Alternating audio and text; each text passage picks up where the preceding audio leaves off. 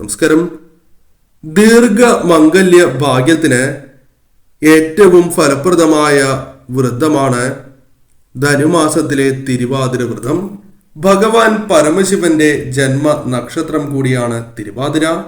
ശിവ പാർവതി വിവാഹ ദിവസമായും കാമദേവന് ശിവൻ അഥവാ സാക്ഷാൽ പരമശിവൻ പുനർജന്മം നൽകിയ ദിവസമായും ഈ ദിവസത്തെ പുരാണങ്ങളെ പരാമർശിക്കുന്നതാണ്.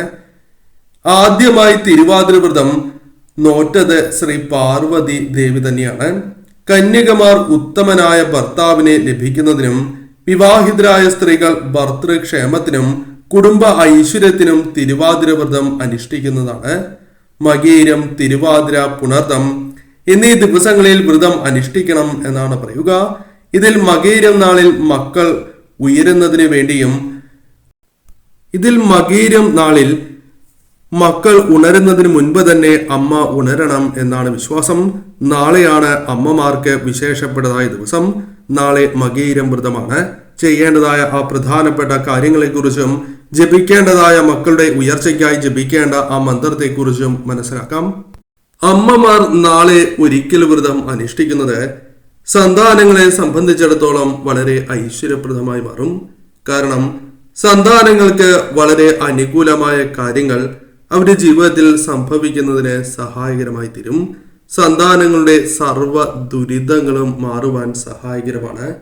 അനുഭവിക്കുന്നതായ ദുഃഖ ദുരിതങ്ങൾക്ക് പരിഹാരം കണ്ടെത്തുവാൻ സാധിക്കും. ആയുസ്, ആരോഗ്യം വർദ്ധിക്കുകയും ഭാഗ്യം അവരുടെ ജീവിതത്തിലേക്ക് കടന്നു വരികയും ചെയ്യും. അതിനാൽ തന്നെ അവരുടെ ജീവിതത്തിൽ വളരെയധികം മാറ്റങ്ങൾ സംഭവിച്ചുകൊണ്ടേയിരിക്കും. അമ്മയോട് സ്നേഹം വർദ്ധിക്കുകയും കൂടാതെ കുടുംബ സ്നേഹികളായി മാറുകയും ചെയ്യാം. അഥവാ കുടുംബസ്നേഹം അവർക്ക് നാൾക്ക് നാൾ വർദ്ധിച്ചുകൊണ്ടേയിരിക്കാം. ആരും അഭിമാനിക്കുന്നവരായി അവർ മാറുന്നതുമാണ്. അത്തരത്തിൽ കാര്യങ്ങൾ അവർക്ക് നാൾക്ക് നാൾ വർദ്ധിക്കുക തന്നെ ചെയ്യും. കൂടാതെ ആരും അഭിമാനിക്കുന്നതായ കാര്യങ്ങൾ അവർക്ക് ചെയ്യുവാൻ സാധിക്കും. അത് നിങ്ങളുടെ കുടുംബത്തിന്റെ യശസ് വർദ്ധിപ്പിക്കുക തന്നെ ചെയ്യും. കൂടാതെ ബുദ്ധിശക്തി, മറ്റ് സൽഫലങ്ങളും അവർക്ക് വന്നു ചേരും. ബുദ്ധി വൈഭവത്താൽ പല കാര്യങ്ങളെയും സമീപിക്കുവാനും അതിൽ നേട്ടങ്ങൾ, ഉയർച്ച കൊണ്ടുവരുവാനും ഇവർക്ക് സാധിക്കും. നാളെ ചെയ്യേണ്ടതായ പ്രധാനപ്പെട്ടതായ ആ കാര്യങ്ങളെ കുറിച്ചാണ് ഇനി പരാമർശിക്കാനായി പോകുന്നത്. നാളെ ക്ഷേത്രത്തിൽ ശംഖാഭിഷേകം മക്കളുടെ പേരിൽ ഉത്തമമായ വഴിപാടാകുന്നു. ഈ വഴിപാട് നടത്തുന്നതിലൂടെ പോലും വലിയ ദുരിതങ്ങളിൽ നിന്നും അവർക്ക് രക്ഷ നേടുവാൻ സാധിക്കുന്നു എന്നതാണ് വാസ്തവം. അതിനാൽ നാളെ അമ്മമാർ തന്നെ ഈ വഴിപാട് നടത്തുവാൻ പ്രത്യേകം ശ്രദ്ധിക്കുക. ഈ വഴിപാട് നാളെ തന്നെ നടത്തുവാൻ ഏവരും ശ്രമിക്കേണ്ടതായിട്ടുണ്ട്. കഴിവതും മക്കളുമായി ഒരുമിച്ച് അല്ലെങ്കിൽ കുടുംബം ഒത്തൊരുമിച്ച് ദർശനം നടത്തുന്നതും വഴിപാട് നടത്തുന്നതും സർവ്വ ഐശ്വര്യപ്രദമായി മാറും. സാധിക്കുന്നില്ല എങ്കിൽ മക്കളെ കൂടി കൂടെ കൊണ്ടുപോകുവാൻ പ്രത്യേകം നിങ്ങൾ ശ്രദ്ധിക്കണം. ഇതോടൊപ്പം ഭഗവാന് കൂവളമാല കൂടി സമർപ്പിക്കുന്നത് വിശേഷമാണ്. ഇതിലൂടെ പെട്ടെന്ന് ഫലസിദ്ധി കൈവരിക്കുവാൻ സാധിക്കും. ഈ വഴിപാടുകൾ നടത്തി ഭഗവാനിൽ നിങ്ങൾ പ്രാർത്ഥിക്കുക. ഭഗവാനോട് നിങ്ങൾ മനസ്സുരുകി പ്രാർത്ഥിക്കുക. മക്കൾക്ക് അനുഭവിക്കുന്നതായ ആ ദുഃഖ ദുരിതങ്ങൾക്ക് പരിഹാരം ഭഗവാനായി തന്നെ നൽകുന്നതാണ്. കൂടാതെ നാളെ മന്ത്രങ്ങൾ ജപിക്കുന്നത് ഏറ്റവും ഉത്തമമാണ്. നാളെ ഒരിക്കലും നിങ്ങൾ തിരക്കിട്ട് ക്ഷേത്ര ദർശനം നടത്തുവാൻ പാടുള്ളതല്ല. സമയമെടുത്ത് ക്ഷേത്ര ദർശനം നടത്തുക. ഭഗവാന്റെ സന്നിധിയിൽ, ശിവസന്നിധിയിൽ ഇരുന്നു കൊണ്ട് തന്നെ ഭഗവാന്റെ മന്ത്രങ്ങൾ നാളെ ജപിക്കുന്നത് സർവ്വ ഐശ്വര്യപ്രദമാണ്. ഏറ്റവും ഉത്തമം ശിവ അഷ്ടാക്ഷര മന്ത്രമാണ്. സാധിക്കുന്നവർ ആ മന്ത്രം ജപിക്കുക. അതല്ല എങ്കിൽ ഭഗവാന്റെ മറ്റ് മന്ത്രങ്ങളാണ് എങ്കിലും നാളെ നിങ്ങൾ ജപിക്കുക. നാളെ മുതൽ 21 ദിവസത്തിൽ 1008 തവണ മുടങ്ങാതെ ഒരേ സമയം ഒരേ സ്ഥലത്തിരുന്ന് ഭഗവാനെ ധ്യാനിച്ചുകൊണ്ട് ഞാൻ ഈ പരാമർശിക്കുന്ന ഭഗവാന്റെ അഷ്ടാക്ഷരി ശിവമന്ത്രം നിങ്ങൾ ജപിക്കുക. സർവ്വ ഐശ്വര്യങ്ങളാണ് ഫലമായി വന്നു ചേരുക. മന്ത്രം ഇപ്രകാരമാണ്: ഹ്രീം ഓം നമഃ ശിവായ. ഹ്രീം എന്നാണ്.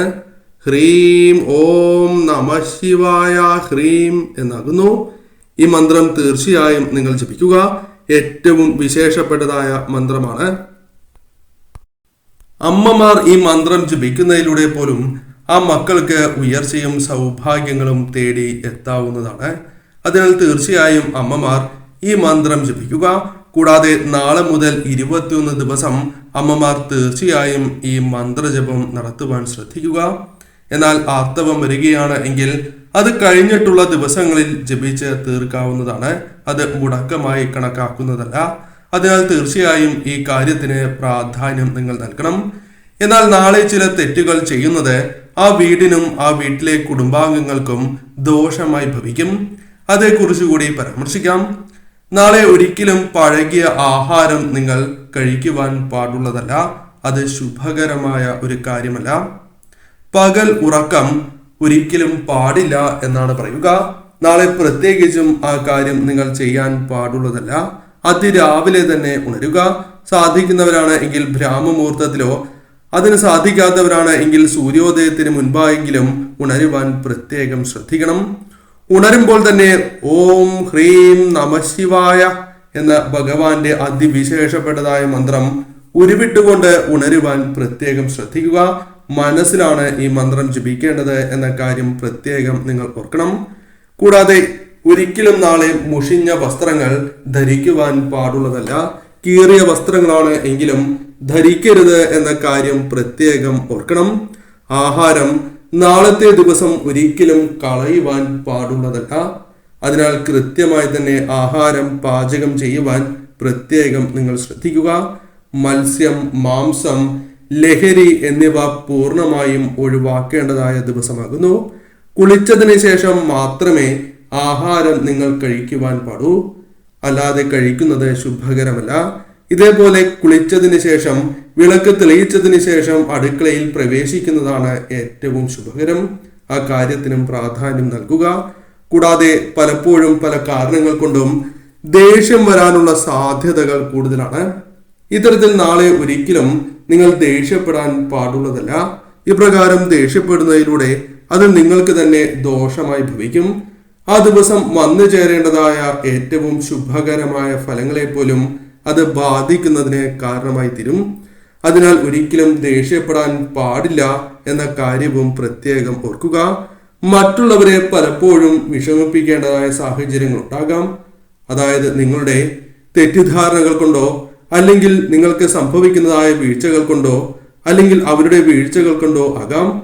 എന്നാൽ ഒരിക്കലും മറ്റുള്ളവരുടെ മനസ്സ് വിഷമിപ്പിക്കുവാൻ പാടുള്ളതല്ല. ആ കാര്യത്തിന് നിങ്ങൾ പ്രാധാന്യം നൽകണം. രാവിലെയും വൈകിട്ടും തീർച്ചയായും വിളക്ക് തെളിയിക്കണം.